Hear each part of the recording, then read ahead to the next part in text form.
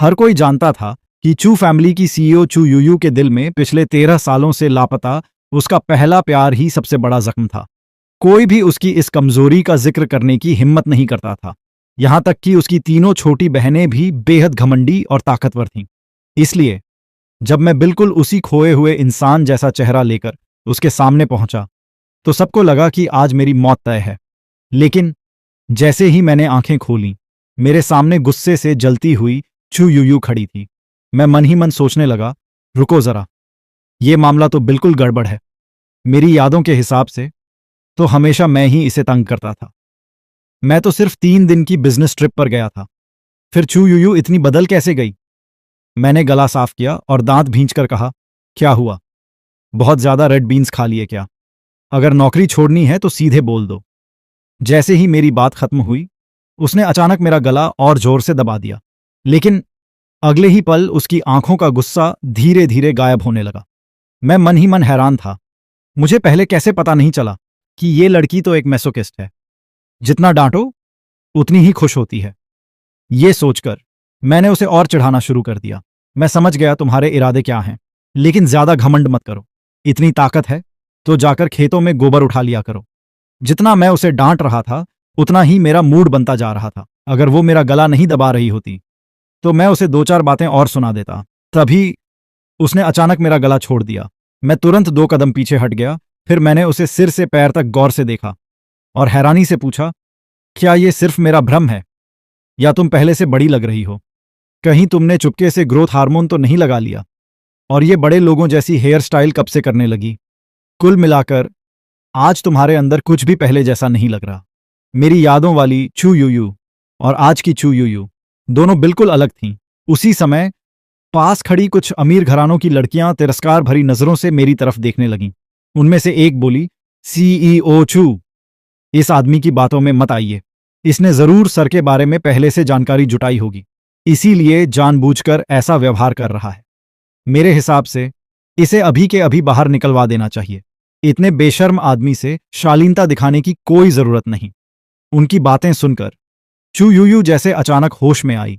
उसने ठंडी नजरों से मेरी तरफ देखा और बोली, तुम्हारा मकसद चाहे जो भी हो, लेकिन अगर तुमने शवान का चेहरा लेकर मेरे सामने आने की हिम्मत की है तो उसकी बहुत बड़ी कीमत चुकानी पड़ेगी।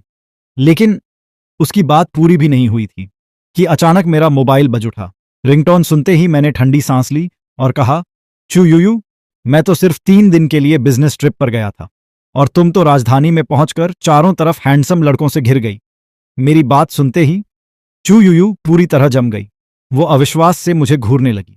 उसकी नजरें इतनी तेज थीं मानो मेरे आर पार देख लेना चाहती हों। मैंने उसकी तरफ देखना छोड़ दिया और उन अमीर लड़कियों की तरफ मुड़ गया। मन ही मन मुस्कुराया। अब शिकार शुरू होता है। मैंने बिना रुके बोलना शुरू कर दिया। तुम लोगों के कानों के बीच दिमाग है भी या फिर सिर्फ हवा भरी हुई है? अगर तुम्हारे घर वाले खर्चा उठा सकते हैं तो एक और बच्चा पैदा कर लेते। कम से कम वो तुमसे ज्यादा समझदार निकलता। और आखिर चेहरे पर इतना पाउडर क्यों लगाया है? इससे तो पूरी दीवार की रंगाई हो सकती है। मेरी जुबान मशीन गन की तरह चल रही थी। उन लड़कियों ने जिंदगी में पहली बार किसी को इस तरह बोलते देखा था। सबने बेबस होकर चू यूयू की तरफ देखा। उनके हिसाब से चू यूयू अपने खोए हुए प्यार की नकल करने वालों से सबसे ज्यादा नफरत करती थी।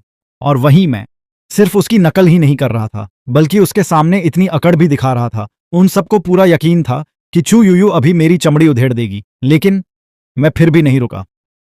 क्या हुआ? अब सब चुप क्यों हो? जन्म से बोलना नहीं आता या शर्म आ रही है? मैं अभी और सुनाने ही वाला था कि अचानक एक ठंडे हाथ ने मेरी कलाई पकड़ ली। अगले ही पल एक जबरदस्त ताकत ने मुझे अपनी तरफ खींच लिया। अरे, ये क्या कर रही हो? मैं कुछ समझ पाता उससे पहले ही चू यूयू मुझे घसीटते हुए एक खाली कमरे में ले गई। धड़ाम, दरवाजा बंद हो गया। फिर उसने मुझे सीधे दीवार से लगा दिया। उसकी जलती हुई नजरें लगातार मेरे चेहरे पर टिकी थीं। वो जल्दी जल्दी पूछने लगी, तुम चेनफान को इतनी अच्छी तरह कैसे जानते हो? क्या तुम शवान से पहले मिल चुके हो? मुझे सच सच बताओ, वो अभी कहाँ है? मैं उसकी बातें सुनकर पूरी तरह उलझ गया। मैंने ठंडी आवाज में कहा, तुम्हारा दिमाग तो ठीक है ना? चेनफन तो तुम्हारे सामने खड़ा है, जिंदा, हार्ड मांस का इंसान। या तुम्हें लगता है कि मेरे शरीर में किसी और की आत्मा आ गई है? तुम्हारी कमर के नीचे एक बर्थ मार्क है। और तुम्हारा निकनेम भी मैंने ही रखा था, याहू। मैं अपनी बात पूरी भी नहीं कर पाया था कि चू यूयू अचानक मेरी तरफ झपटी और उसने मुझे कसकर किस कर लिया। शुरुआत में उसका किस थोड़ा संयमित था, लेकिन धीरे धीरे वो और गहरा होता गया। आखिर में ऐसा लग रहा था मानो उसे डर हो कि अगर उसने मुझे छोड़ा तो मैं अगले ही पल फिर गायब हो जाऊंगा। काफी देर बाद वो लंबा किस आखिर खत्म हुआ। मेरे मन के सवाल और भी बढ़ गए। मैं उससे पूछने ही वाला था कि आखिर हुआ क्या है, तभी उसकी भारी और कांपती हुई आवाज मेरे कानों में गूंजी। श्यावान, पूरे 13 साल हो गए, आखिरकार तुम मेरे पास वापस आ गए। क्या? 13 साल? मैंने गहरी भौहें सिकोड़ ली, लेकिन मैं कुछ पूछ पाता उससे पहले ही चू यूयू फिर बोली, 13 साल पहले तुम्हारा कार एक्सीडेंट हुआ था। जब मैं वहां पहुंची तब तक तुम गायब हो चुके थे। ऐसा लगा मानो तुम इस दुनिया से हमेशा के लिए लापता हो गए हो। मैंने घबराकर एक लंबी सांस ली और जाकर सोफे पर बैठ गया। ठीक है, अब शुरू करो अपनी कहानी। चू यूयू भी मेरे बगल में बैठ गई। पिछले 13 साल याद आते ही उसके चेहरे पर दर्द साफ दिखाई देने लगा। उसने धीरे से कहा, यह बहुत लंबी कहानी है। मैंने बिना कुछ सोचे उसकी गर्दन के पीछे हल्की सी चपत मार दी। सीधे मुद्दे पर आओ, इतना ड्रामा मत करो। मेरी ये हरकत देखते ही चू यूयू कुछ पल के लिए चुप हो गई, लेकिन अगले ही पल उसकी आंखें चमक उठीं। ये वही अंदाज था, वही गुस्सा और वही पुरानी आदत। अब उसे पूरा यकीन हो चुका था कि उसके सामने खड़ा इंसान सचमुच उसका खोया हुआ प्यार है। फिर उसने पिछले 13 सालों में जो कुछ हुआ था वो सब मुझे बताना शुरू किया। तभी मुझे पता चला कि 13 साल पहले उस कार एक्सीडेंट के बाद मैं रहस्यमयी तरीके से गायब हो गया था। मेरे गायब होने के बाद चुयूयू और मेरी तीनों छोटी बहनें पूरी तरह बदल गईं। मेरी दूसरी बहन चेन जियांग, जो पहले बहुत बातें करती थी, अब बिल्कुल चुप रहने लगी। उसने खुद की एक एंटरटेनमेंट कंपनी शुरू की और कुछ ही सालों में वो पूरे एंटरटेनमेंट इंडस्ट्री की 3 सबसे बड़ी कंपनियों में शामिल हो गई। मेरी तीसरी बहन चेनजिंग पूरी राजधानी की सबसे मशहूर सर्जन बन गई। लोग उसे गोल्डन हैंड्स डॉक्टर कहते थे, लेकिन उसके शांत चेहरे के पीछे एक बेहद खतरनाक और टेढ़ा दिल छिपा था। सबसे छोटी बहन चेन मो टॉप सेलिब्रिटी बन गई। अपने परिवार की ताकत के दम पर वो एंटरटेनमेंट इंडस्ट्री में जो चाहे करती थी। उसका गुस्सा इतना तेज था कि जो भी उसे जरा सा नाराज करता वो उसे तुरंत गालियां देना शुरू कर देती। लेकिन सबसे बड़ा झटका अभी बाकी था। मेरे गायब होने के बाद मेरी बेटी चू नियनफन, जो उस समय सिर्फ 3 साल की थी, अब स्कूल की सबसे बड़ी गैंग लीडर बन चुकी थी। यानी इस पूरे परिवार में अब कोई भी सीधा साधा इंसान नहीं बचा था। ये सब सुनने के बाद मैं पूरी तरह सन्न रह गया। आखिर मेरे गायब होने से पहले मेरी दूसरी बहन बहुत ज्यादा बातें करती थी। तीसरी बहन हर समय मेरे पीछे पीछे घूमती रहती थी। सबसे छोटी बहन हमेशा हंसती रहती थी और मेरी छोटी सी बेटी चू नियनफन हर दिन मेरे पीछे भागते हुए अपनी प्यारी सी आवाज में मुझे पापा कहकर बुलाती थी। मैंने गहरी सांस ली। मेरे दिमाग में जैसे सब कुछ बिखर गया था। मैं खुद को समझाने लगा, शांत रहो, सब ठीक हो जाएगा। जिंदगी में अगर जीने का रास्ता नहीं बचा तो मरने का रास्ता तो हमेशा होता है। चू यूयू ने अपराधी बच्चे की तरह खांसते हुए धीरे से मेरी शर्ट का किनारा पकड़ लिया। श्याओपैन, मुझसे नाराज मत हो। मैंने अपने धड़कते हुए माथे को दबाया। छोड़ो, अब मैं वापस आ गया हूं। इस पूरे परिवार को फिर से सीधा करने का समय आ गया है। मेरे चेहरे पर आई हल्की सी खतरनाक मुस्कान देखकर चू यूयू की रीढ़ में सिहरन दौड़ गई। फिर भी उसने दृढ़ता से कहा, हबी, मेरी चिंता मत करो। मैंने आंखें सिकोड़ लीं। मुझे एक बात जाननी है, आखिर तुमने हमारी बेटी को स्कूल की गैंग लीडर कैसे बना दिया? चू यूयू, मुझे इसका जवाब चाहिए। चू यूयू ने शर्म से सिर झुका लिया। मेरे पास उसके लिए समय ही नहीं था। इन सालों में या तो मैं तुम्हें ढूंढ रही थी या तुम्हें ढूंढने जा रही थी। बाकी समय पूरा कंपनी संभालने में निकल जाता था। इसलिए मैं हमारी बेटी का ठीक से ध्यान नहीं रख पाई। मैंने ठंडी आवाज में कहा, तुम्हारा हिसाब बाद में करूंगा। अभी हमारी बेटी स्कूल में होगी, है ना? मैं खुद जाकर उसे लेकर आता हूं। मैं अपनी बात पूरी भी नहीं कर पाया था कि बाहर से जोरदार धमाका सुनाई दिया। किसी ने लात मारकर दरवाजा खोल दिया। बाहर से गुस्से भरी आवाज आई, चू यूयू, तुमने मेरे भाई के साथ धोखा करने की हिम्मत कैसे की? बेशर्म औरत, मैं भी देखना चाहती हूं आखिर वो कौन सी लोमड़ी है जिसने तुम्हें अपने जाल में फंसा लिया। मैंने आवाज की तरफ देखा। और एक पल के लिए पूरी तरह चौंक गया। जो छोटी सी लड़की पहले हर समय मेरे पीछे घूमती रहती थी और मुझे भैया कहकर बुलाती थी, वो अब बड़ी हो चुकी थी। लेकिन उसके बाल पूरे पिंक रंग के थे, कानों में कई ईयररिंग्स लगे हुए थे, यहां तक कि होंठ में भी पियर्सिंग करवाई हुई थी। पूरा लुक किसी सड़क छाप गैंगस्टर लड़की जैसा लग रहा था। मैं मन ही मन बड़बड़ाया, ये कैसा फैशन है। मैं जानबूझकर चू यूयू के और करीब जाकर टिक गया, फिर मुस्कुराकर बोला, अच्छा तो मैं लोमड़ी हूं। बड़ा दिलचस्प नाम दिया है। मेरे होंठों पर मुस्कान थी, लेकिन आंखों में बिल्कुल भी नहीं।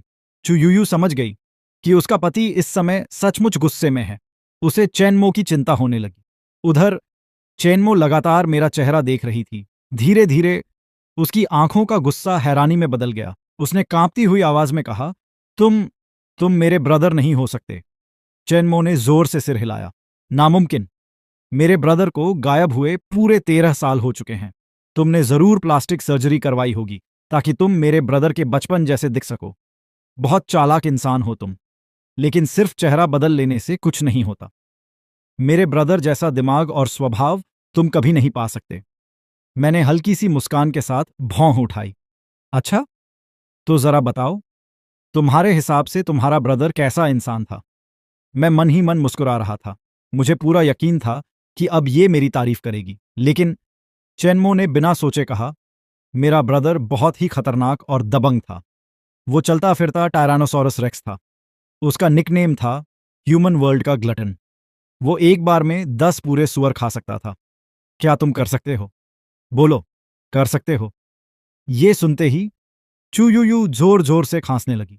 वो लगातार आंखों से चैनमो को इशारा कर रही थी कि अब बस करो, लेकिन चैनमो ने मासूमियत से पूछा, क्या हुआ? गले में कुछ अटक गया क्या? या आंख क्यों फड़क रही है? चूयूयू पूरी तरह चुप हो गई। मन ही मन उसने चैनमो के लिए शोक मना लिया। उधर मैं बिल्कुल शांत था। मैंने आराम से अपनी आस्तीन ठीक की और मुस्कुराते हुए बोला, लगता है तुम्हारा ब्रदर काफी घमंडी था। चैनमो तुरंत भड़क गई। मेरे ब्रदर के बारे में बोलने की तुम्हारी औकात है? हाँ, वो घमंडी था, थोड़ा गुस्सैल भी था, लेकिन तुम उसकी बराबरी करने के बारे में सोचो भी मत। उसकी बात पूरी होने से पहले ही मैं उठकर उसके पास गया। मैंने उसके सिर के पीछे एक चपत लगा दी। चैनमो, 13 साल बाद मिले हैं और तुम तो बड़ी उस्ताद बन गई हो। ह्यूमन वर्ल्ड का ग्लटन, चलता फिरता टायरानोसॉरस रेक्स। आओ, आज तुम्हें असली टायरानोसॉरस रेक्स की ताकत दिखाता हूं। इतना कहकर मैंने उसका कान पकड़कर जोर से मरोड़ दिया। आह! दर्द से उसका चेहरा सिकुड़ गया, लेकिन उसकी आंखों में दर्द से ज्यादा हैरानी थी। वो मुझे लगातार घूरे जा रही थी। उसने मन ही मन सोचा, ये आदमी ब्रदर जैसा इतना कैसे हो सकता है? क्या चू यूयू ने सच में इतना परफेक्ट बॉडी डबल ढूंढ लिया? तभी मैंने सख्त आवाज में कहा, अपनी कुत्ते वाली आंखें खोलकर ध्यान से देख।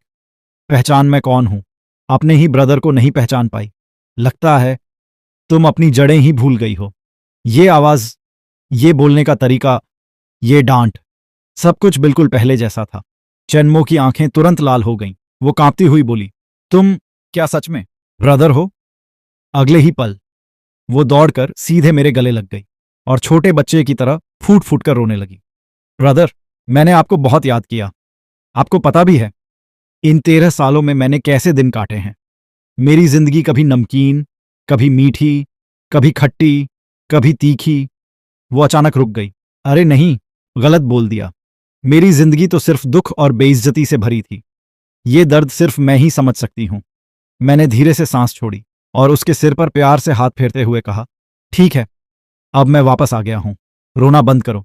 इतनी बड़ी टोफू मैन मत बनो। मैं अचानक रुक गया। 2 बार खांसकर बोला, अरे जुबान फिसल गई। मेरा मतलब, इतनी बहादुर लड़की होकर ऐसे मत रो। ये सुनते ही चैनमो जोर जोर से हंसने लगी।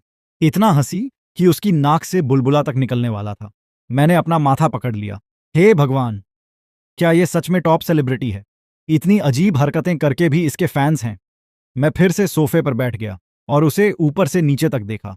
फिर सख्त आवाज में बोला, सबसे पहले अपने बालों का ये पिंक रंग हटाओ और चेहरे पर जितनी भी पियर्सिंग लगाई है सब अभी के अभी निकाल दो, वरना मैं खुद तुम्हारी अच्छी तरह मरम्मत करूंगा। कुछ ही पल पहले तक जो माहौल भावुक था वो अचानक पेरेंटिंग क्लास में बदल गया। चैनमो फिर से कांप गई। उसे वही पुराना दबाव महसूस होने लगा जो सिर्फ मेरे सामने आता था। उसे याद आया, उसका मैनेजर घंटों समझाता रहता था, फिर भी वो उसकी एक नहीं सुनती थी। लेकिन मेरी सिर्फ एक बात सुनते ही उसने तुरंत सिर हिलाकर हामी भर दी। ठीक है, मैं सब बदल दूंगी। मैंने संतुष्टि से सिर हिलाया। कम से कम तुम्हें अपनी गलती का एहसास तो है। लगता है अभी जो चपत लगाई थी वो बेकार नहीं गई।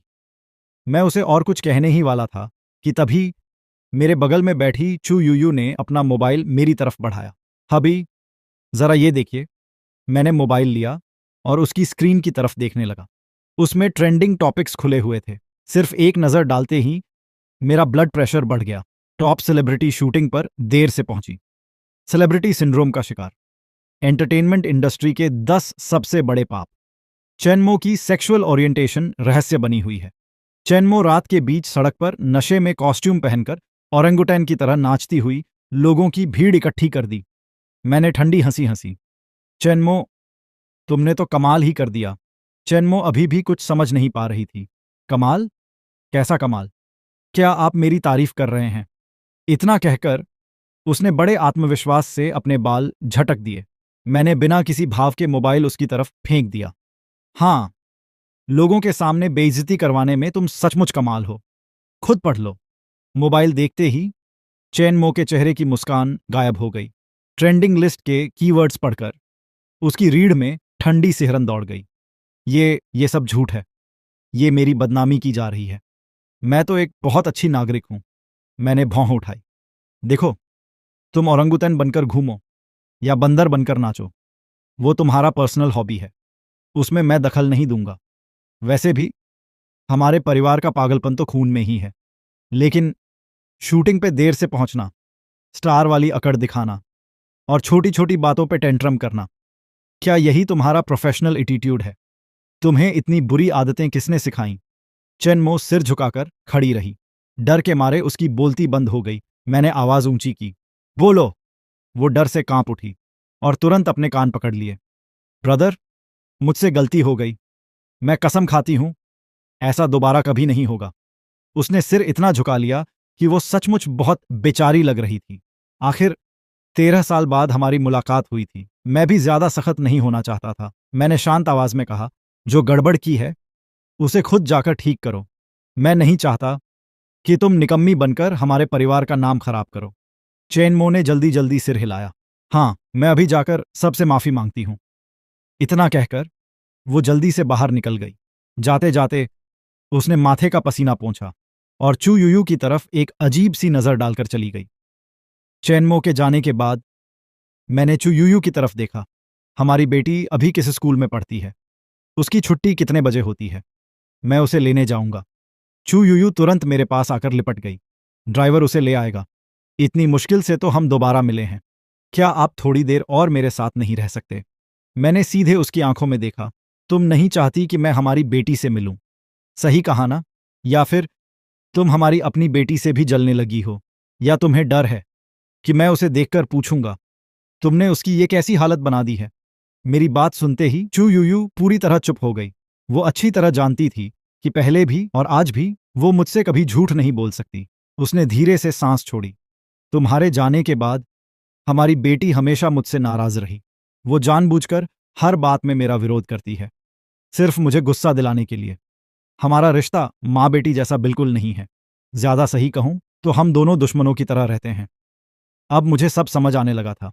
मेरे गायब होने के बाद चाहे हमारी बेटी चू नियनफान हो या मेरी तीनों छोटी बहनें, सब धीरे धीरे चू यूयू से दूर होती चली गईं और हर किसी का स्वभाव पहले से ज्यादा बिगड़ता चला गया। ऐसा लग रहा था कि अगर मुझे इस पूरे परिवार को फिर से पहले जैसा बनाना है तो बहुत मेहनत करनी पड़ेगी।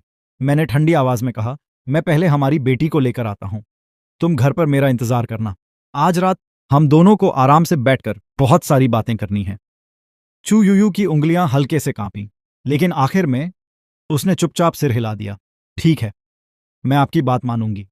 फिर उसने ड्राइवर से कहा, ड्राइवर, सर को स्कूल ले जाओ। उन्हें चू नियनफान को लेकर आना है।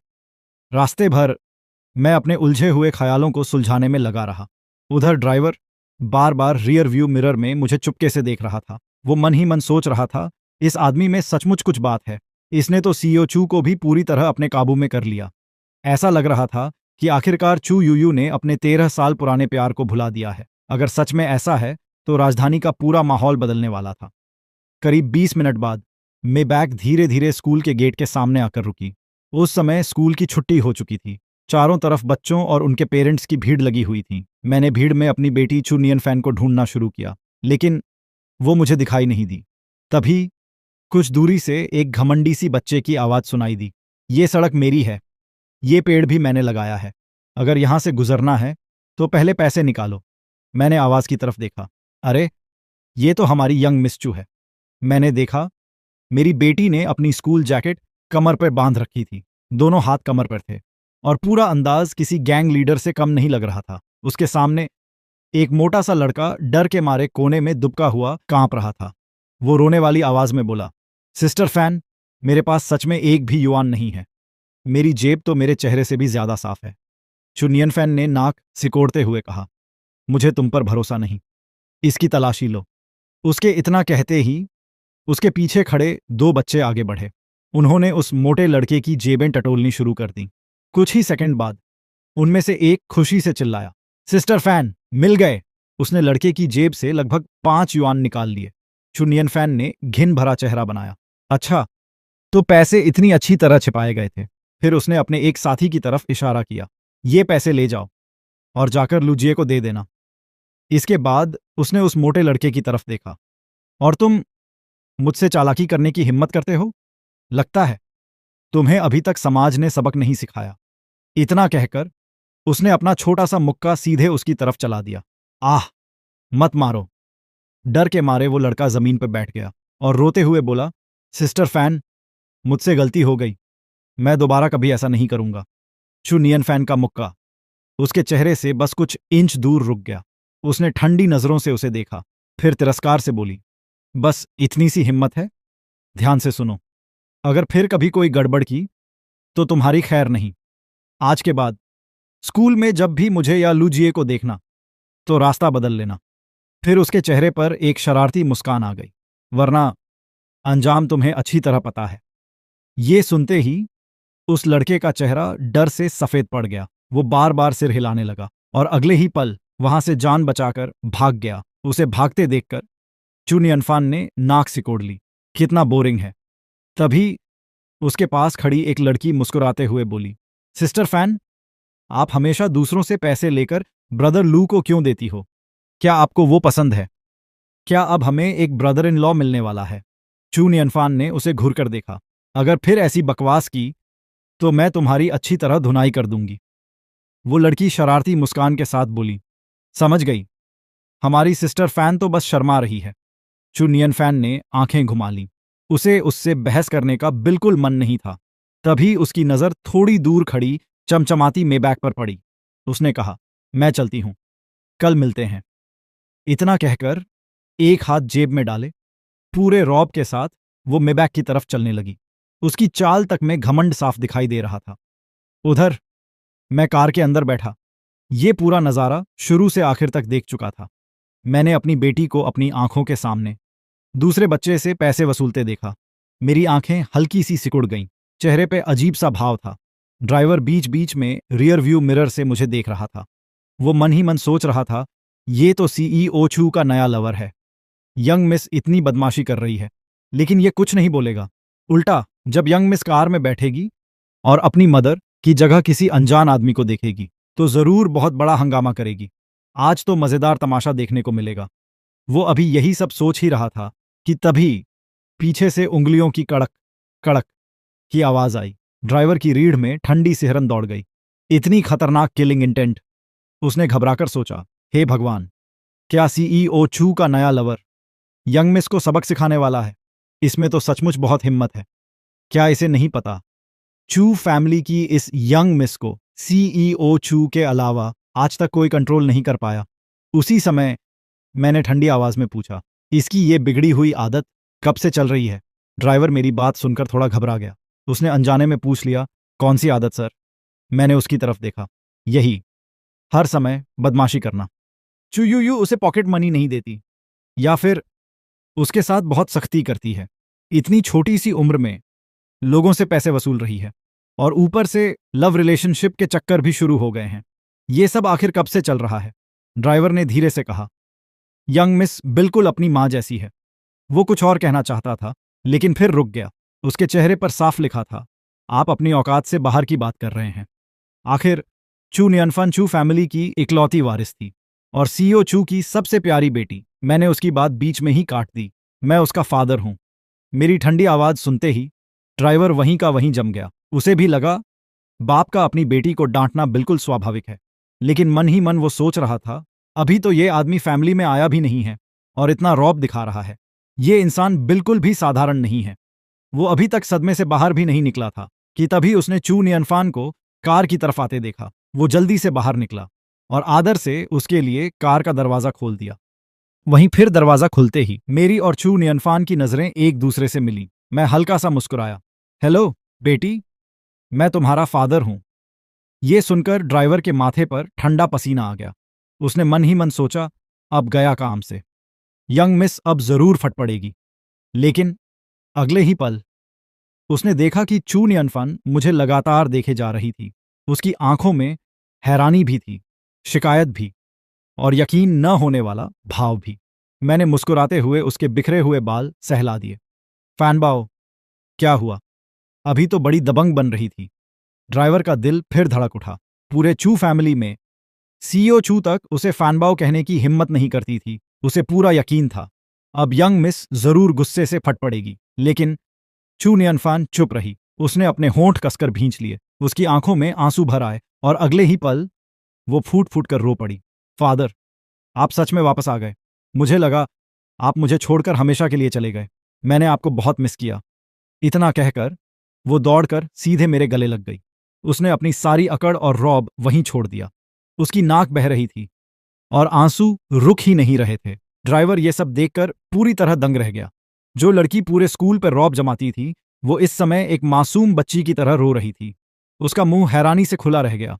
वो मन ही मन सोचने लगा, ये आदमी आखिर है कौन? इसने सीईओ चू को भी अपने बस में कर लिया और अब यंग मिस भी इसके सामने बिल्कुल बदल गई। मैंने प्यार से चू नियनफान की पीठ थपथपाई। फैनबाओ, अब मत रो। फादर वापस आ गया है। पहले आंसू पोंछो, फिर मुझे बताओ, अभी बाहर क्या कर रही थी? मेरी आवाज बहुत शांत थी, लेकिन मेरी बात सुनते ही चू नियनफन डर के मारे रोना भी भूल गई। उसे अपनी सबसे छोटी आंट की बातें याद आ गईं। तुम्हारे फादर दुनिया के सबसे खतरनाक इंसान हैं। वो चलते फिरते टायरानोसॉरस रेक्स हैं।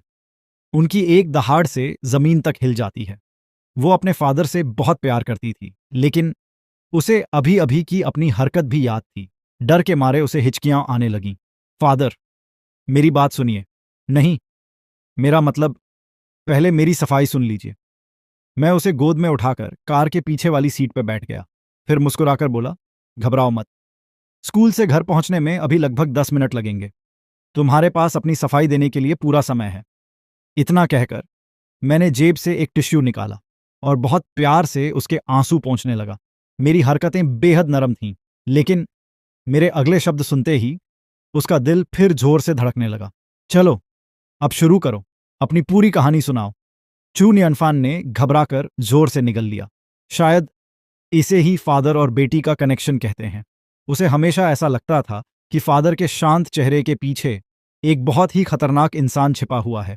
चू यूयू के सामने वो झूठ बोल सकती थी, लेकिन मेरे सामने आते ही उसने एक भी झूठ नहीं बोला। उसने धीरे धीरे पूरी घटना शुरू से आखिर तक बता दी। उसकी पूरी बात सुनने के बाद मेरे दिल का बोझ आखिरकार हल्का हो गया। मैं हल्का सा मुस्कुराया। जैसी उम्मीद थी, मेरी बेटी अभी पूरी तरह नहीं बिगड़ी है। ये सुनकर चू नियनफान ने घमंड से नाक सिकोड़ ली। ऑफ कोर्स, मैं आपकी बदनामी थोड़ी करवाऊंगी। मैंने मुस्कुराते हुए उसके गाल को हल्के से खींचा। इतनी जल्दी हवा में मत उड़ो। मैंने सिर्फ इतना कहा है कि तुम गलत रास्ते पर नहीं गई। ये नहीं कहा कि तुमने बिल्कुल सही किया। मैंने आगे कहा, जिस लड़के ऐरान की बात कर रही हो, उसने पहले तुम्हारे दोस्त लूजिए के पैसे छीने और उसे परेशान भी किया। तुम्हें जब ये बात पता चली तो तुम सीधे उससे बदला लेने पहुंच गई। इसे कहते हैं आग का जवाब आग से देना। अगर मैं तुम्हारी जगह होता तो सबसे पहले अपनी क्लास टीचर को बताता। अगर टीचर कुछ नहीं करती तो फिर चू यूयू के पास जाता, और अगर चू यूयू भी कुछ नहीं करती। मैं थोड़ा रुका। चू न्यानफन की आंखों में निराशा साफ दिखाई देने लगी। उसे लगा शायद मैं उसे डांट कर ही छोड़ दूंगा। तभी मैंने गला साफ किया और बिल्कुल गंभीर चेहरे से कहा, फिर सीधा एक अपरकट, उसके बाद दूसरा अपरकट, फिर लेफ्ट हुक, उसके बाद लेग स्वीप, फिर एक जबरदस्त spinning kick. Spider eats fly, tornado sweeps the parking lot, monkey climbs the mountain, mouse in a maze, black crow rides an airplane, giant axe fells a big tree, और आखिर में इतनी धुनाई करो कि उसे जिंदगी भर याद रहे। चू न्यनफन पूरी तरह स्तब्ध रह गई। अभी कुछ सेकंड पहले जो उदास थी, अब उसकी सारी उदासी गायब हो चुकी थी। वो बस मुझे बड़ी बड़ी आंखों से देखे जा रही थी, मानो सोच रही हो, फादर, आप तो मुझसे भी ज्यादा खतरनाक निकले। चू न्यनफान ने चुपचाप थोड़ा सा सरक कर कार के दरवाजे के पास जगह बना ली। उसे सच में डर लग रहा था, कहीं उसके फादर अचानक पागल होकर उसे ही न खा जाएं। उसकी बड़ी बड़ी आंखों में साफ डर दिखाई दे रहा था। मैंने भौहें चढ़ाईं। सच बताओ, तुम और तुम्हारी माँ। मैं अपनी बात पूरी भी नहीं कर पाया था कि चू नियनफान ऐसे उछल पड़ी जैसे किसी ने बिल्ली की पूंछ पे पैर रख दिया हो। मॉम का नाम मत लीजिए। उसने गुस्से में मुंह दूसरी तरफ घुमा लिया और गाल फुलाकर बैठ गई। लेकिन मैंने उसे नखरे करने का मौका नहीं दिया। मैंने उसका चेहरा अपनी तरफ घुमा दिया और गंभीर आवाज में कहा, मेरी आंखों में देखकर जवाब दो। मेरे गायब रहने के दौरान तुम और चू यूयू एक दूसरे से इतनी नफरत क्यों करने लगे? आखिर हुआ क्या था? चू नियनफान ने होंठ भींच लिए। मेरी आंखों में देखते ही उसे अपने बड़े अंकल की बात याद आ गई। अगर तुम्हारे फादर जिंदा होते तो वो तुम्हें कभी किसी के सामने दुखी नहीं होने देते। तुम्हारे फादर तुम्हारे लिए पूरी दुनिया से लड़ जाते। ये याद आते ही उसकी आंखें भर आईं। जिस फादर का वो हर दिन इंतजार करती थी, वो आज सच में उसके सामने था। अब उसे रात के अंधेरे में कंबल के अंदर छिपकर फादर की फोटो पकड़कर रोना नहीं पड़ेगा। आज वो अपने फादर को सब कुछ बता सकती थी। फादर, इतना कहते ही वो फिर से मेरे गले लग गई और जोर जोर से रोने लगी। मॉम मुझसे प्यार नहीं करती। जब मैं 5 साल की थी, मैंने उनके लिए बहुत सारे फूल तोड़े थे, लेकिन उन्होंने घिन से देखकर उन्हें फेंक दिया। जब मैं 6 साल की थी, मैं पार्क में स्लाइड पे खेलना चाहती थी। उन्होंने मेरा कॉलर पकड़कर मुझे डांटा कि मैं बिल्कुल भी समझदार नहीं हूं। और जब मैं 10 साल की हुई, मैंने कहा कि मुझे उनके हाथ का खाना खाना है। उन्होंने पहले हाँ कहा, लेकिन थोड़ी देर बाद किचन से बाहर आकर उल्टा मेरी पिटाई कर दी। जितना वो बोलती गई, उतना ही ज्यादा रोती गई। आखिर में उसने सिर उठाकर आसमान की तरफ देखा। फादर, मेरी जिंदगी बहुत दुखों से भरी है। फादर, आपको मेरे लिए इंसाफ करना होगा। मैंने उसकी पीठ सहलाई, लेकिन मेरे माथे पर शिकन पड़ चुकी थी। कुछ तो गड़बड़ है, बहुत बड़ी गड़बड़। मैं चू यूयू को अच्छी तरह जानता था। वो ऐसी इंसान कभी नहीं हो सकती। वो किसी बच्चे के साथ इतनी बेरहमी से पेश नहीं आएगी। कुछ देर सोचने के बाद मैंने पहले अपनी बेटी को दिलासा देने का फैसला किया। फैनबॉ, अब और मत रो। देखो, रो रो कर तुम्हारी आंखें सूज गई हैं। घर पहुंचने के बाद फादर तुम्हें पूरा इंसाफ दिलाएंगे। ये सुनकर चुनियनफान ने आंसू पोंछ लिए। फिर हल्की सी शर्माते हुए बोली, फादर, आप दुनिया के सबसे अच्छे फादर हो। अब मुझे दूसरे बच्चों से जलना नहीं पड़ेगा, क्योंकि अब मेरे पास भी फादर हैं। इतना कहते ही उसने गर्व से अपनी ठोड़ी ऊपर उठा ली। मेरे दिल में जैसे प्यार उमड़ पड़ा। अरे, ये छोटी सी बच्ची इतनी प्यारी कैसे हो सकती है? लेकिन तभी उसकी नाक से एक बड़ा सा बुलबुला निकल आया। मैंने तुरंत मुंह दूसरी तरफ घुमा लिया और मेरा पिघलता हुआ दिल फिर से पत्थर बन गया। स्कूल से ड्यूयान विला तक पहुंचने में मुश्किल से 10 मिनट लगे। इन 10 मिनटों में ड्राइवर जितना हैरान हुआ था, उतना शायद पूरी जिंदगी में नहीं हुआ होगा। वो मन ही मन सोच रहा था, राजधानी में बहुत बड़ा तूफान आने वाला है। ये आदमी ऑलरेडी मैडम चू का दिल भी जीत चुका है, और यंग मिस भी इसके सामने बिल्ली बन गई। आखिर इसके पास ये कैसी ताकत है? थोड़ी देर बाद मेबैक धीरे धीरे ड्यूयान विला के अंदर दाखिल हुई। खिड़की के बाहर का हर नजारा मेरे लिए यादों से भरा हुआ था। मैंने धीरे से मुस्कुराकर कहा, इस विला का नाम मैंने खुद रखा था। इसका पूरा डिजाइन भी मैंने ही बनाया था। यहाँ का हर पेड़, हर पौधा, हर पत्थर, सब मेरी पसंद से लगाया गया था। लेकिन कार एक्सीडेंट से पहले मैं इसे पूरा बनते हुए कभी देख ही नहीं पाया। आज इतने साल बाद इसे देखकर मेरे दिल में अनगिनत भाव उमड़ पड़े। फिर अगले ही पल मैं बच्चे की तरह उत्साहित होकर बोल पड़ा, वाह, ये पेड़ कितना बड़ा हो गया। ये रॉक गार्डन भी कमाल का है। और ये पॉन्ड पहले से भी ज्यादा बड़ा लग रहा है। भविष्य में मैं यही मैराथन दौड़ूंगा। आखिरकार मैं भी अमीरों वाली जिंदगी जी पाऊंगा। मुझे इतना खुश देखकर लग रहा था जैसे मैं अभी बंदर की तरह उछलने लगूंगा। चू नियनफन ने अपना माथा पकड़ लिया। वो मन ही मन सोच रही थी, लगता है मेरे फादर थोड़े से पागल हैं। कुछ देर बाद कारमेन बिल्डिंग के सामने आकर रुक गई। मैंने चू नियनफैन का हाथ पकड़ा और मेंडोर के सामने खड़े होकर मुस्कुराया। मैं घर आ गया। चू नियनफैन मुझे उलझन भरी नजरों से देखने लगी। उसे समझ नहीं आ रहा था कि उसके फादर आखिर करने क्या वाले हैं। मैं हंस पड़ा। चलो अंदर चलते हैं। चू नियनफन को समझ नहीं आया कि फादर क्या करने वाले हैं, लेकिन उसने कुछ नहीं पूछा। वो अपनी छोटी छोटी टांगों से चुपचाप मेरे पीछे चल पड़ी। उधर बटलर लिन को पहले ही खबर मिल चुकी थी, इसलिए वो मेन डोर पर हमारा इंतजार कर रहा था। जैसे ही उसने मुझे आते देखा, वो झुककर बोला, सर, आप दूसरे आदमी हैं जिन्हें मिस चू इस विला में लेकर आई हैं। उसकी बात सुनते ही मुझे 13 साल पहले की याद आ गई। जब मैं पहली बार इस विला में आया था, तब भी बटलर लिन ने यही डायलॉग बोला था। मैं बेबस होकर मुस्कुरा दिया। इतने साल हो गए, कम से कम वेलकम स्पीच तो बदल लेते। मैंने हाथ हिलाकर कहा, ठीक है बटलर, हम पुराने जान पहचान वाले हैं। मेरे साथ इतनी फॉर्मेलिटी मत करो। बताओ, चू यूयू कब तक घर आएगी? मुझे उससे कुछ जरूरी बात करनी है। मेरी आवाज और बोलने का वही पुराना अंदाज सुनते ही बटलर लिन का पूरा शरीर एकदम सख्त हो गया। उसने धीरे धीरे सिर उठाया और जैसे ही हमारी नजरें मिलीं, उसकी आंखें हैरानी से फैल गईं। आह, आप ये। वो सदमे में कुछ बोल ही नहीं पा रहा था। मैंने हल्की सी भौं चढ़ाई। हकलाना बंद करो। मैंने पूछा, चू यूयू कब वापस आएगी? बटलर लिन ने जल्दी से जवाब दिया, मिस चू ने अभी मैसेज भेजा है। वो थोड़ी ही देर में पहुंचने वाली हैं। मैंने सिर हिलाया। ठीक है। इतना कहकर मैं चू नियनफैन को लेकर अंदर चला गया। पीछे खड़ा बटलर लिन अभी भी हैरानी में डूबा हुआ था। उसके मन में बस एक ही ख्याल घूम रहा था, यंग मिस, जो किसी की बात नहीं मानती, आज इस आदमी के पीछे इतनी शांति से चल रही है। और मिस चू ने भी इसे सीधे ड्यूयान विला में आने की इजाजत दे दी। क्या क्या ये सच में वही इंसान है जो 13 साल पहले गायब हो गया था? मैं अचानक रुक गया। बिना पीछे देखे मैंने कहा, जब चू यूयू आए, उसे कहना मुझे उससे कुछ जरूरी बातें करनी हैं।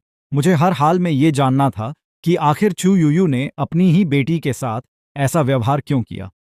कुछ देर बाद चू यूयू घर लौटी। जैसे ही वो अंदर आई, बटलर लिन भागता हुआ उसके पास पहुंचा। उसने धीरे से कहा, मिस चू, आज मैंने भूत देख लिया। चू यूयू कुछ सेकंड तक उसे देखती रही, फिर शांत आवाज में बोली, बटलर लिन, इस वक्त भूत से ज्यादा डरावने तो आप लग रहे हो। मजाक मत कीजिए। बटलर लिन ने गहरी सांस ली। मैं सच कह रहा हूं। मास्टर अचानक वापस आ गए हैं और उनका चेहरा आज भी बिल्कुल वैसा ही है। ये बात बिल्कुल सामान्य नहीं है। आपको थोड़ा सावधान रहना चाहिए। बटलर लिन अपनी बात पूरी भी नहीं कर पाया था कि चू यूयू ने उसे बीच में ही रोक दिया। उसकी नजर सीधे लिविंग रूम पर पड़ी। मैं आराम से सोफा पर बैठा था, मानो उसी घर का मालिक हूं, और दूसरी तरफ चू नियनफन बड़े मन से मेरे लिए लाइची छील रही थी। दूर से देखने पर यह बिल्कुल एक खुशहाल फादर और डॉटर की तस्वीर लग रही थी। ये नजारा देखकर चू यूयू के होंठों पर हल्की सी मुस्कान आ गई। उसने मन ही मन कहा, कोई शक नहीं, ये वही हैं। वो मेरी तरफ बढ़ने ही वाली थी कि तभी उसके मोबाइल की घंटी बज उठी। स्क्रीन पर नाम चमक रहा था, टीचर डू। चू यूयू तुरंत रुक गई। उसने कॉल उठा ली। अगले ही पल फोन के दूसरी तरफ से एक गुस्से भरी पुरुष आवाज आई, मिसेस चू, आपकी बेटी चू नियनफान अब हद से आगे बढ़ चुकी है। पहले वो क्लास बंक करती थी, शरारतें करती थी, लेकिन आज तो उसने अपने क्लासमेट को बुली भी किया है। किसी ने अपनी आंखों से देखा है कि वो स्कूल गेट पर बच्चों से पैसे वसूल रही थी। ये बिल्कुल बर्दाश्त करने लायक नहीं है। मैं जानता हूं कि चू फैमिली बहुत ताकतवर है, लेकिन इसका मतलब ये नहीं कि आप अपनी बेटी को हर बात की छूट दे दें। कृपया कल स्कूल जरूर आइए।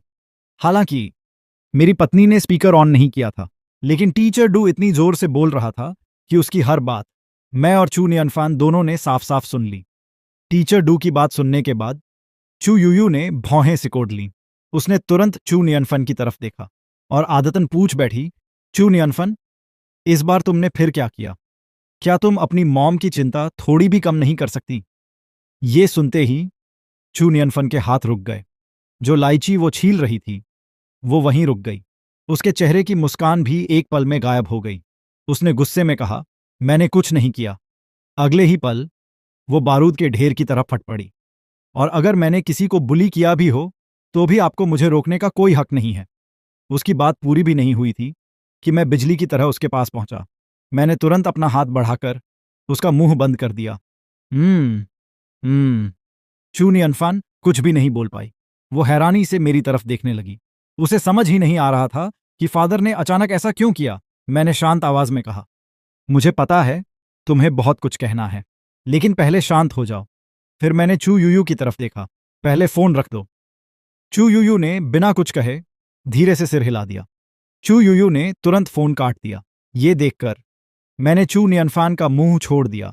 जैसे ही उसे बोलने की आजादी मिली उसने लाल आंखों से चू यूयू की तरफ घूरकर देखा। उसके चेहरे पर साफ लिखा था, मैं बिल्कुल नहीं मानूंगी। मैंने सिर पकड़ लिया। हे भगवान, एक मेरी वाइफ और दूसरी मेरी बेटी, दोनों ही जिद्दी हैं। मैंने मन ही मन खुद को समझाया, शांत रहो। अगर गुस्से से मुझे कुछ हो गया तो मेरी जगह कोई नहीं ले पाएगा। मैंने गहरी सांस ली, फिर दोनों हाथ सीने पर बांधकर सबसे पहले चू यूयू से पूछा, सच सच बताओ, क्या तुम्हें लगता है कि फानबाओ बिना वजह किसी क्लासमेट को बुली करेगी? मैं अच्छी तरह जानता था कि चू यूयू अपनी भावनाएं ठीक से जताना नहीं जानती। वो अपनी बेटी पर भरोसा करती थी, लेकिन एक का गुस्सा बहुत तेज था और दूसरी अपनी बात समझाने में बहुत धीमी। इसी वजह से दोनों के बीच हर समय गलतफहमियां होती रहती थीं। उधर चू नियनफान ने मुंह फेर लिया। वो अभी भी गुस्से में थी। फादर, मुझे नहीं जानना कि मॉम क्या सोचती हैं, लेकिन उसकी बात पूरी होने से पहले ही चू यूयू ने शांत आवाज में कहा, मैं तुम पर भरोसा करती हूं। ये सुनते ही चू नियनफान ने तुरंत उसकी तरफ देखा। उसकी आंखें हैरानी से फैल गईं। क्या? मॉम ने अभी क्या कहा? उसे यकीन ही नहीं हो रहा था, मानो सोच रही हो, क्या मॉम को किसी ने बदल दिया है? वो कुछ कहना चाहती थी, लेकिन उसके मुंह से एक शब्द भी नहीं निकला। मैंने नजर से इशारा किया। चू यूयू ने धीरे धीरे अपने दिल की बात कहना शुरू किया। हाँ, चू नियनफान बहुत जिद्दी है, मेरी बात नहीं मानती, छोटी छोटी बात पे गुस्सा हो जाती है, लेकिन उसका दिल बुरा नहीं है। वो कभी भी बिना वजह किसी बच्चे को परेशान नहीं करेगी। ये सुनते ही चू नियनफान की आंखों में आंसू भर आए। वो उन्हें रोकने की पूरी कोशिश कर रही थी, लेकिन आंसू फिर भी छलक पड़े। कुछ देर बाद उसने धीरे से कहा, लगता है आपकी नजर इतनी भी खराब नहीं है। मैंने हल्के से उसकी गर्दन के पीछे थपकी दी। अपनी मॉम से ऐसे बात करते हैं? देखा, तुम्हारी मॉम शुरू से तुम्हारी तरफ ही थी। आगे से जब कोई बात हो तो पहले उन्हें पूरी बात कहने देना, समझी? चू नियनफान ने गर्दन सहलाई, फिर धीरे से सिर हिला दिया। जी। लेकिन अगले ही पल उसकी आंखें फिर भर आईं। फिर भी इतने सालों से मॉम हमेशा मुझे ही डांटती रहीं। उन्हें मुझसे बिल्कुल प्यार नहीं है। मैंने तय किया कि स्कूल वाली बात बाद में देखेंगे। सबसे जरूरी था मदर और डॉटर की गलतफहमी दूर करना। मैंने चू यूयू की तरफ देखा।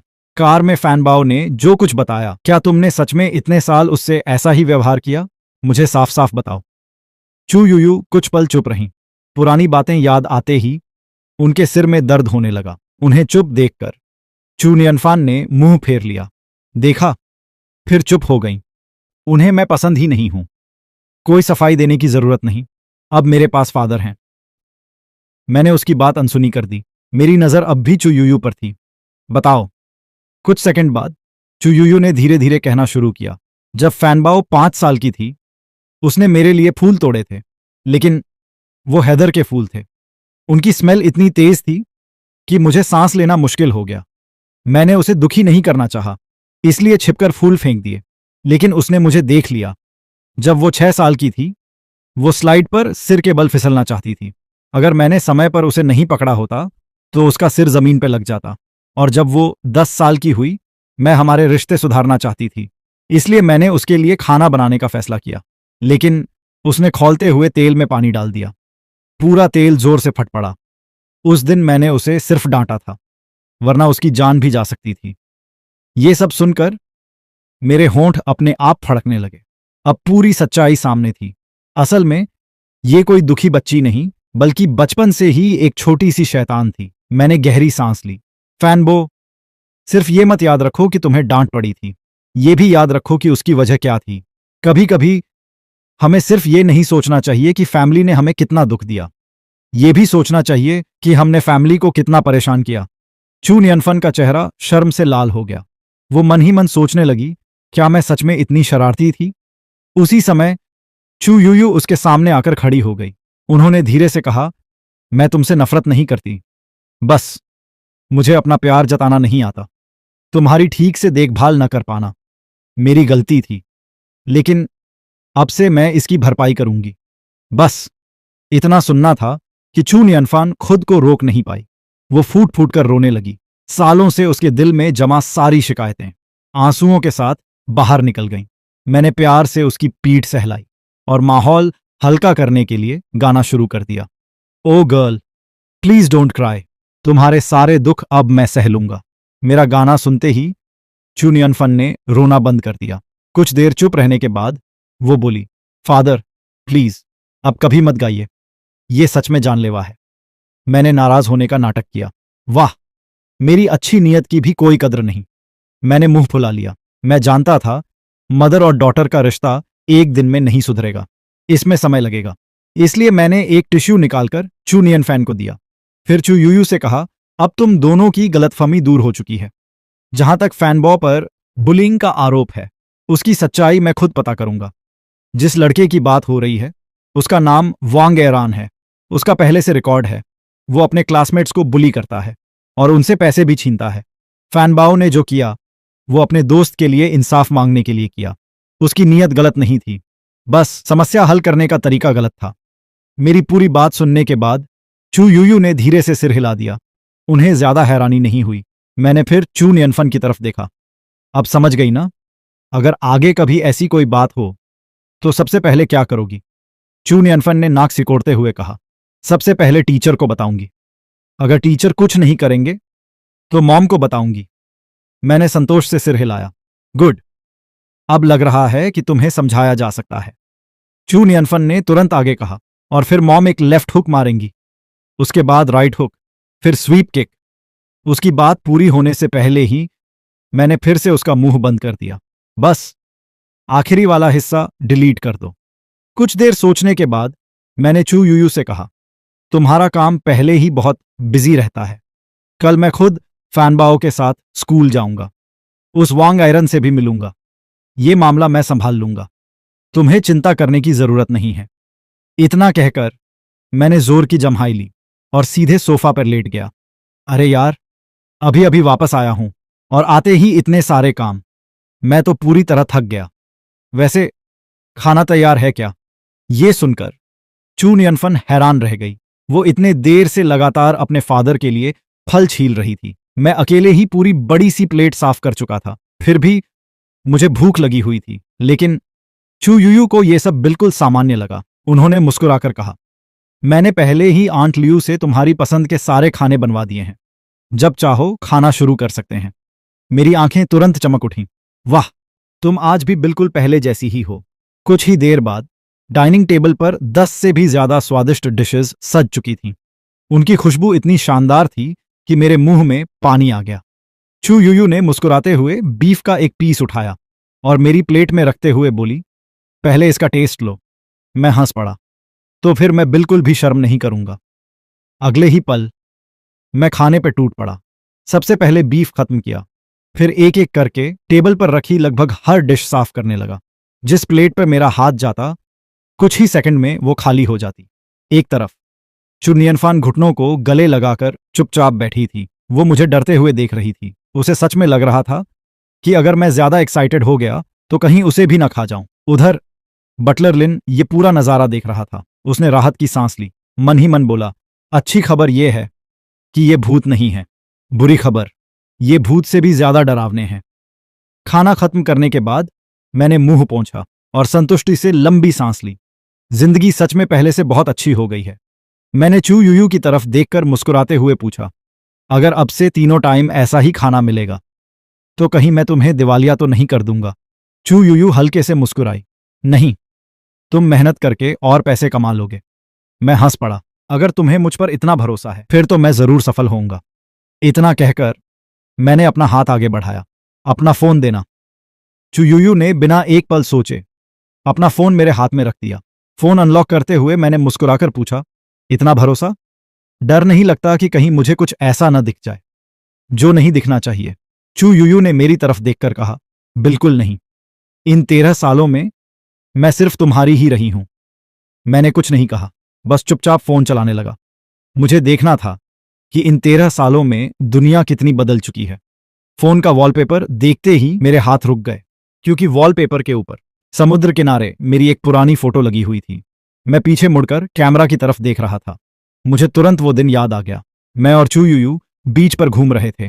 तभी एक क्रैब ने मेरी उंगली काट ली थी।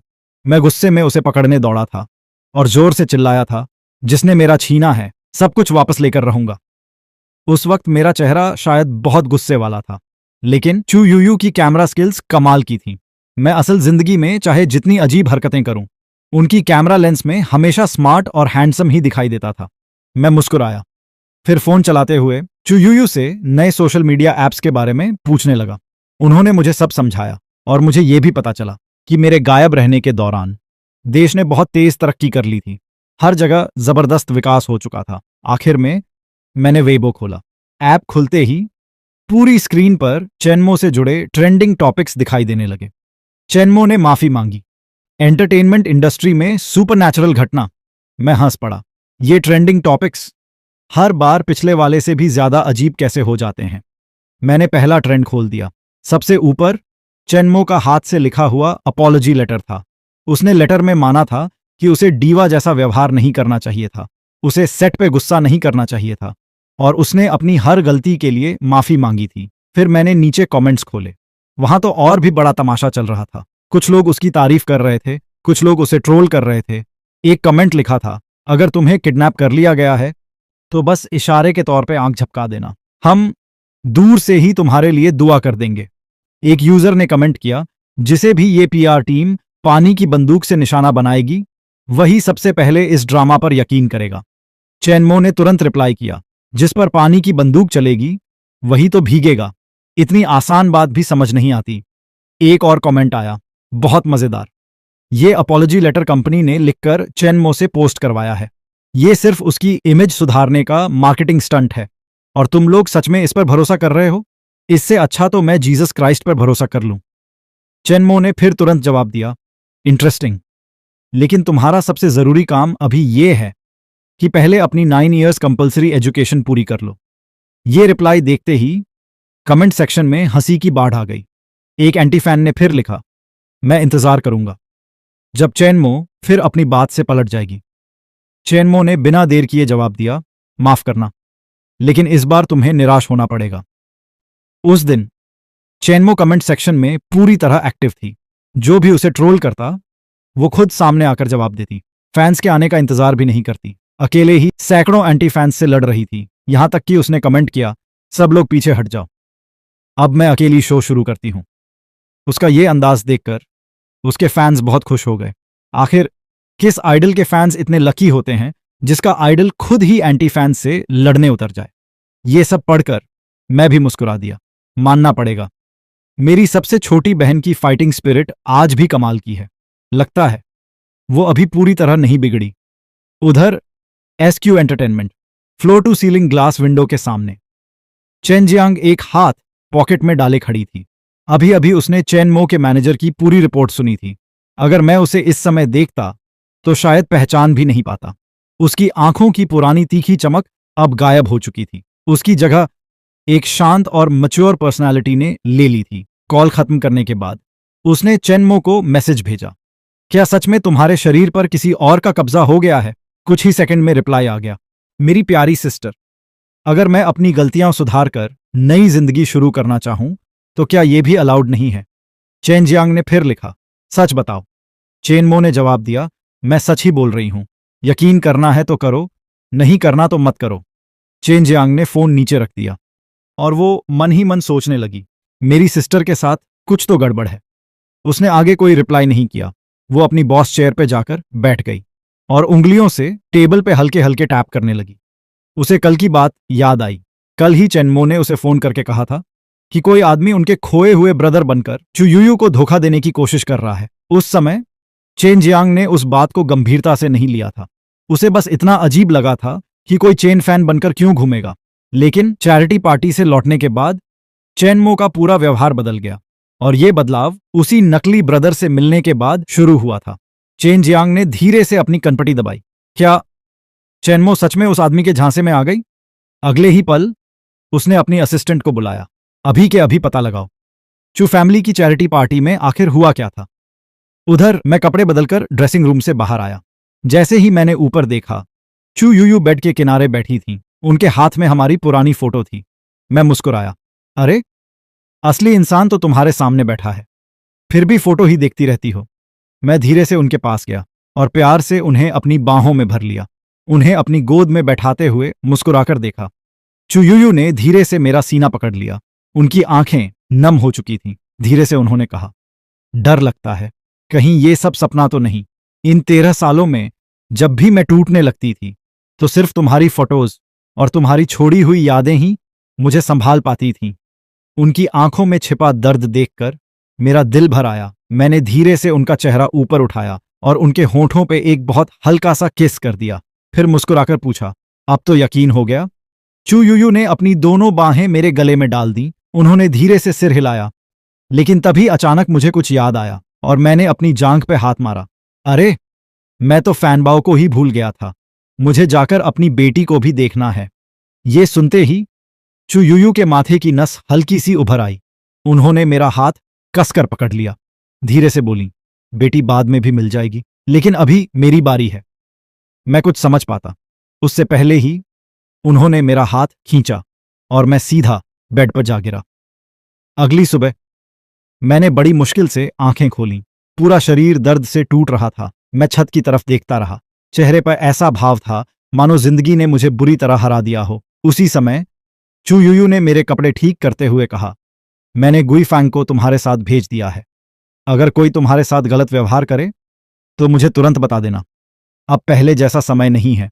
जब तक मैं तुम्हारे साथ हूं, इस राजधानी में तुम बेखौफ रह सकते हो। फिर वो हल्का सा मुस्कुराई। लेकिन मुझे पता है तुम ऐसे इंसान नहीं हो। तुम अपनी ताकत से सब हासिल करना चाहते हो। फिर भी कभी कभी मुझ पर भी थोड़ा भरोसा कर लिया करो। और हां, गुईफांग वही ड्राइवर है जो कल तुम्हें घर लेकर आया था। काम अच्छा करता है, बस थोड़ा सा भोला है। मैंने मुस्कुराकर सिर हिला दिया। समझ गया। कुछ देर बाद चू यूयू ऑफिस के लिए निकल गई। मैं भी नीचे आ गया। बटलर लिन ये सब देखकर भावुक हो गया। वो मन ही मन बोला, जब तक मास्टर वापस आ गए हैं तब तक इस घर की रौनक कभी खत्म नहीं होगी। उधर चू नियनफान भी तैयार होकर नीचे आ चुकी थी। उसने स्कूल यूनिफॉर्म पहन रखी थी, एक कंधे पे बैकपैक टांगा हुआ था और वो पहली मंजिल पे मेरा इंतजार कर रही थी। फादर, ब्रेकफास्ट कर लीजिए। आज वो हैरानी की बात थी, इतनी शांति से खड़ी थी। मैंने जल्दी से एक सैंडविच उठाया, साथ में मिल्क का पैकेट लिया। चलो, अब युद्ध का समय आ गया। चू नियनफैन समझ ही नहीं पाई कि स्कूल जाना और युद्ध का क्या रिश्ता है, लेकिन वो चुपचाप मेरे पीछे चल दी। रास्ते में उसने धीरे से कहा, फादर, अगर आज टीचर डू मेरी शिकायत करें तो उनकी बातों पर तुरंत यकीन मत कर लेना। उन्हें मैं कभी पसंद नहीं आई। वो हमेशा मुझे डांटने का मौका ढूंढते रहते हैं। कभी कभी तो लगता है उन्हें बस मॉम को कॉल करने का बहाना चाहिए। मैं सोच में पड़ गया, इस टीचर डू के साथ कुछ तो गड़बड़ है। या तो वो सच में बच्चों की भलाई चाहता है या फिर उसके मन में कोई और मकसद है। मैंने चू नियनफन की तरफ देखा। उसकी आंखें बिल्कुल साफ थीं, लेकिन वो बहुत मासूम भी थी। मैंने मुस्कुराकर कहा, चिंता मत करो, तुम्हारे फादर के पास लोगों को परखने का अपना तरीका है। इतनी देर में हम दोनों कार में बैठ चुके थे। ड्राइवर गुईफेंग आगे बैठा था। कल से लेकर अब तक उसे इतने झटके लग चुके थे कि अब वो किसी भी बात पर हैरान नहीं होता था। वो मन ही मन सोच रहा था, ये मास्टर सच में कमाल के हैं। एक ही दिन में यंग मिस का दिल जीत लिया और सीईओ चू भी इनके पीछे पीछे घूम रही हैं। रियर व्यू मिरर से मैंने उसके चेहरे के बदलते हुए भाव देखे। मेरे होंठ हल्के से फड़क उठे। ये लड़का आखिर सोच क्या रहा है? लगता है इसके दिमाग में पूरा एक अलग ही संसार चलता रहता है। करीब 15 मिनट बाद कार स्कूल गेट के सामने आकर रुकी। ये शहर का सबसे एलीट स्कूल था। गेट के बाहर खड़ी लग्जरी कार्स देखकर मैं भी कुछ पल के लिए दंग रह गया। मैंने धीरे से कहा, वाह, ये तो सच में अमीर लोगों की दुनिया है। पहले मुझे ऐसी जगह देखने का मौका ही कहाँ मिला था। जिंदगी सच में बदल गई है। मैं अभी चारों तरफ देख ही रहा था कि तभी एक लड़का भागता हुआ आया। उसका नाम श्याओ युन था। वो चू नियनफान का भरोसेमंद दोस्त था। उसने पहले चू नियनफान को देखा, फिर मेरी तरफ देखा। कुछ पल झिझकने के बाद बोला, सिस्टर फैन, क्या ये आपके बड़े ब्रदर हैं? उसके इतना कहते ही मैं खुशी से मुस्कुरा उठा। हाँ, बिल्कुल सही, मैं इसका बड़ा ब्रदर हूं। शाओयुन की आंखें चमक उठीं। वाह, आप तो बहुत हैंडसम हो। लेकिन अगले ही पल वो सोच में पड़ गया। रुको, मुझे तो याद है सिस्टर फैन तो ओनली चाइल्ड हैं। तो क्या? मैंने सोचा, अब ये सच समझ गया। मैं बताने ही वाला था कि असल में मैं इसका फादर हूं। लेकिन शाओयुन ने आगे कहा, क्या आप इनके दूर के कजिन हैं? मेरी तो कमर ही टूटते टूटते बची। चू नियनफन ने माथा पकड़ लिया। आखिर उसने खुद ही सच बता दिया, ये मेरे फादर हैं। शाओयुन पहले मुझे देखने लगा, फिर चू नियनफन को। अगले ही पल वो इतनी जोर से चिल्लाया, क्या ये तुम्हारे फादर हैं? उसकी आवाज सुनकर स्कूल गेट पर खड़े सभी लोग हमारी तरफ देखने लगे। चारों तरफ फुसफुसाहट शुरू हो गई। क्या ये चू नियनफन के स्टेप फादर हैं? इतने यंग कैसे हैं? लगता है उसकी मॉम ने दूसरी शादी कर ली। वैसे भी उसकी मॉम उसे कभी प्यार नहीं करती। अब तो फादर भी स्टेप फादर निकले। देखते हैं अब ये किस बात का घमंड करती है। ये सब सुनते ही मेरा खून खौल उठा। मैं कुछ बोलने ही वाला था कि चू नियनफन मुझसे पहले आगे बढ़ गई। उसने ठंडी आवाज में कहा, जिसे भी एक शब्द और बोलना है वो स्कूल के बाद घर जाने की उम्मीद छोड़ दे। बस इतना सुनना था। अभी जो सब बातें बना रहे थे वो तुरंत सिर झुकाकर अंदर भाग गए। मैं मुस्कुराया। वाह, हमारी यंग मिस का तो बड़ा रौब है। चू नियनफैन ने धीरे से सिर खुजलाया। फादर, बेवकूफ लोगों से बहस नहीं करनी चाहिए। ये आपने ही मुझे सिखाया था। मैंने प्यार से उसके सिर पर हाथ फेरा। बहुत अच्छी बात याद रखी। उधर शाओयुन ने माहौल हल्का करने की कोशिश की। वो हंसकर बोला, सिस्टर फैन, आप दोनों को साथ देखकर कोई भी कहेगा कि आप सच में फादर और डॉटर हो। मैंने तुरंत उसे थम्स अप दिखाया। बिल्कुल सही कहा। चू नियनफन ने उसे घूरा। चुप रहो, बाद में तुमसे हिसाब करूंगी। शाओयुन का चेहरा उतर गया। सिस्टर फैन, मैंने जानबूझकर नहीं कहा था। लेकिन चू नियनफैन ने उसकी तरफ देखा तक नहीं। वो मेरी तरफ मुड़ी। फादर, घर से निकलते समय मैंने जो बात कही थी आपको याद है ना? मैंने जानबूझकर उसे छेड़ा। हूं? क्या कहा था? उसकी आंखों की चमक धीरे धीरे फीकी पड़ने लगी। तभी मैं मुस्कुरा दिया। मजाक कर रहा था। मुझे सब याद है। तुमने कहा था अगर टीचर डू तुम्हारी शिकायत करें तो उनकी बात एक कान से सुनकर दूसरे कान से निकाल देना। लेकिन तुम ये बात कहती भी नहीं। तब भी मैं सबसे पहले तुम पर ही भरोसा करता, क्योंकि तुम मेरी बेटी हो। अगर मैं अपनी बेटी पर भरोसा नहीं करूंगा तो फिर किस पर करूंगा? मैं अच्छी तरह जानता था कि जिन बच्चों को बचपन में प्यार नहीं मिलता वो बार बार लोगों की परख करते हैं। बार बार ये जानना चाहते हैं कि सामने वाला सच में उनके साथ है या नहीं। लेकिन मुझे कोई जल्दी नहीं थी। मुझे पूरा यकीन था कि मैं धीरे धीरे उसके बचपन की सारी कमी पूरी कर दूंगा। मैंने धीरे से चू नियनफान के सिर पे हाथ फेरा। मुझे पता है मेरी बात सुनकर तुम इमोशनल हो गई हो, लेकिन चुपके से रोना बिल्कुल मना है। ये सुनते ही चू नियनफैन का चेहरा लाल हो गया। मैं नहीं रो रही, उसने हल्की सी नाक सिकोड़ते हुए कहा। पास खड़ा चेनमो ये सब देख रहा था। वो मन ही मन हैरान था। कमाल है, ये इंसान तो सिस्टर फैन जैसी लड़की को भी संभाल लेता है। अगर ये सच में उसका फादर बन गया तो वाकई गजब होगा। एक शब्द में कहूं, लाजवाब। कुछ देर बाद मैं और चू नियनफान साथ में टीचर डू के ऑफिस पहुंचे। जैसे ही हम अंदर गए एक औरत की तेज रोने की आवाज सुनाई दी। सिर्फ इसलिए कि चू फैमिली ताकतवर है। क्या मेरे बेटे पर जुल्म किया जाएगा? टीचर डू, अगर आज आपने मेरे बेटे को इंसाफ नहीं दिलाया तो मैं यहां से नहीं जाऊंगी। जरा मेरे बेटे की हालत तो देखिए, पूरा शरीर चोटों से भरा हुआ है। ये साफ साफ स्कूल बली का मामला है। जरूरत पड़ी तो हम पुलिस भी बुला लेंगे। मैंने हल्का सा भौं उठाई। वाह, झूठ बोलने में तो कोई शर्म ही नहीं है। कल मैंने अपनी आंखों से सब देखा था। चू नियनफैन ने उस मोटे लड़के को छुआ तक नहीं था, बस उसे थोड़ा बहुत डराया था। तो फिर उसके पूरे शरीर पे ये चोटें आई कहां से? क्या रात को नींद में चलते चलते दीवारों से टकरा गया था?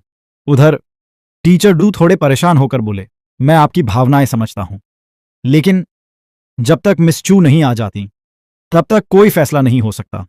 मैंने उनकी तरफ देखा। टीचर डू लगभग 20-22 साल के लग रहे थे। उन्होंने ग्रे सूट पहन रखा था और देखने में काफी स्मार्ट और सलीकेदार लग रहे थे। लेकिन पता नहीं क्यों मुझे उन्हें देखकर कभी अच्छा एहसास नहीं हुआ। उसी समय मेरे पास खड़ी चू नियनफान खुद को रोक नहीं पाई। उसने दांत भींचकर जोर से कहा, मैंने किसी को नहीं मारा, मुझ पर झूठा इल्जाम मत लगाइए। उसकी आवाज गूंजते ही पूरा ऑफिस एकदम शांत हो गया। टीचर डू तुरंत अपनी चेयर से खड़े हो गए। उनकी आंखों में चमक आ गई और होंठों पर हल्की मुस्कान उभर आई। मिस चू, आप आ गईं। लेकिन अगले ही पल उनकी नजर मुझ पर पड़ी और उनके चेहरे की मुस्कान तुरंत गायब हो गई। शायद वो मन ही मन सोच रहे थे, आखिर अब ये कौन है? चू यूयू तो कभी किसी आदमी के साथ नहीं रहती। क्या ये उसका असिस्टेंट है या फिर हाउस सर्वेंट? लेकिन इतना जवान और हैंडसम सर्वेंट?